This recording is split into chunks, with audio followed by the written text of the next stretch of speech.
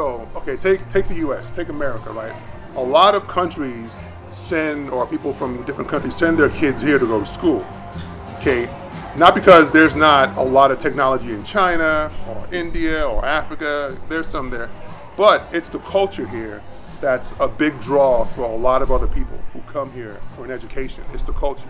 So it's not just that there's funding or there's technology or there's smarts, but a lot of what non-nerds provide in this country. Because a country like China, it's like a one-track sort of system. Everyone's doing the same thing. There's not much diversity, anything. But here, whether it's the athletes or entertainers, there's a lot that they contribute to what makes this country more attractive and more innovative in ways that, because you can make a movie anywhere, but there's a lot of talent, creativity that comes from not just science or not just the mathematics of things, but the creativity that comes from entertainers and athletes, and I'd like to mention the creativity in the nerd sector. Okay.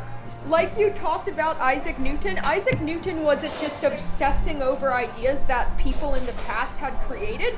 He created revolutionary, brand new ideas. I've been studying physics for 3 years. Half of what I've studied is Isaac Newton.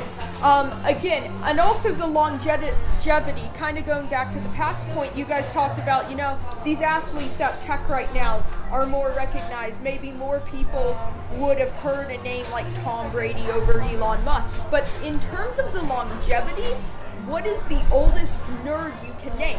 I can name tons of old nerds. Pythagoras, Plato, Aristotle, all ancient nerds. We don't know any ancient Greek jokes. I don't know.